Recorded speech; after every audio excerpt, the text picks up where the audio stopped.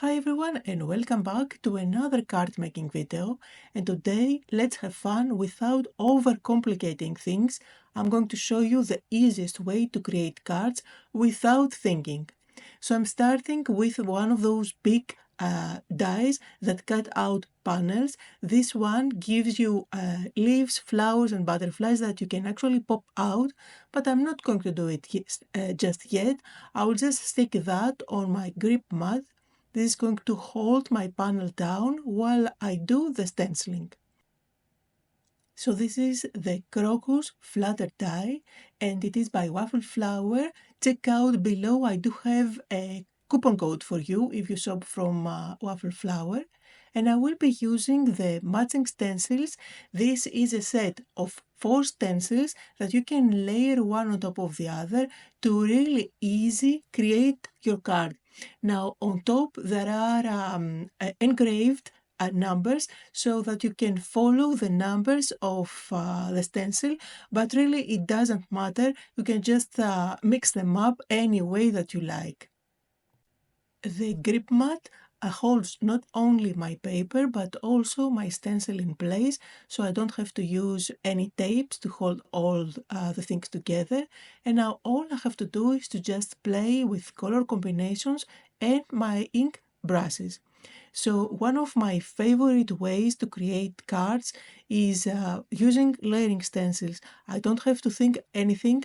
It is kind of meditation for me. I do have my music on and my favorite music, and I don't think of anything. All I do is to just play with color combinations. And I don't know about you, but sometimes I tend to overcomplicate things with card making. I try to do this process really perfect, or I overthink on the placement of things. But when I use stencils, I don't have to think anything. Everything is already designed for me. All I have to do is to just place one stencil over another and play with color combinations. And really this is a great way to apply and study color combinations. You can go monochromatic, where you can grab all the shades of blue, for example, that you have, or you can play with colorful combinations like I'm doing here. I think it is kind of meditative because you don't really need to think of how the card is going to look. Every time it's going to look just fine because someone else designed all those layers for you, and all you have to do is to just play with colors, inks and your blending brushes. Now back to the video. What I'm doing here is I am playing with my different dye inks, and all the inks that I'm using are from my own collection with Stamperia, but really whatever ink pads you have would do the trick. And I'm using different color blending tools. So I'm going with big blending tools to very small ones, just to make my life easy, depending on the areas that I need to color. I'm also doing some blending over each and every one of those areas. So although I color the whole thing with violet here, for example, I am going to make some areas darker by bringing in some burgundy color. So this is going to make it even more interesting when I peel off the layers, and I find it so satisfying to peel off the layers, really.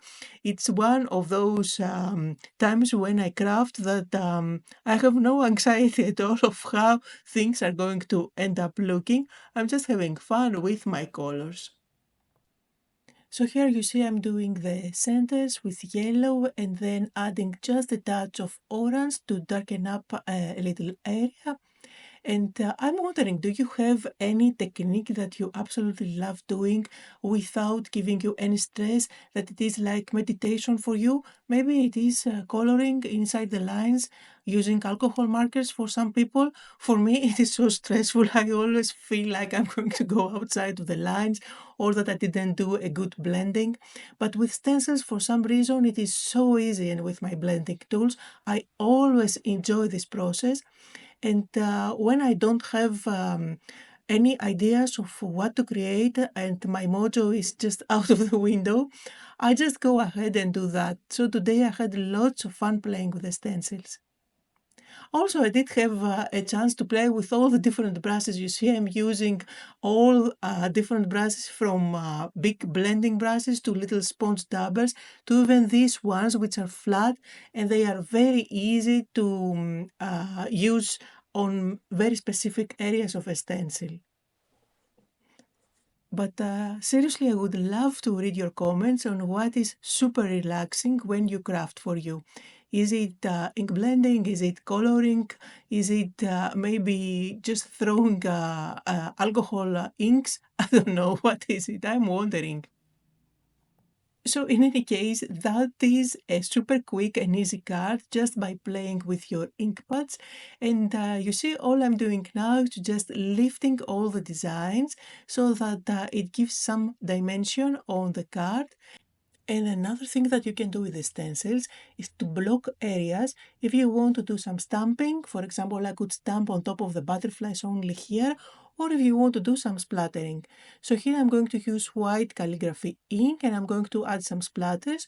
Then I'm going to stick this card front on top of a black card base, and I'm using my paper trimmer to chop off just a little bit all around without cutting out any of the designs. This is going to allow for a little bit of a black border, a very thin one, but still it's there, which is going to give a little border on the card. Plus, the benefit is that when you stick it down, you can see underneath the designs the black, which works as a shadow, and it makes it look even more dimensional. Now, as I said in the beginning, I am not going to overthink this card at all, so I'm using one of the ready-made sentiments by Waffle Flower. I'm going with a generic one that says it's your day to bloom, so it can be easily used for many occasions. And finally, I'm going to finish off my card by adding some white dots by using my contour liner and the tips of all those yellow centers. So here are some close-up photos on the card that I made for today. There are links to everything I used down below in the description along with the coupon code. Thank you all so much for joining me today, and I'll see you all next time.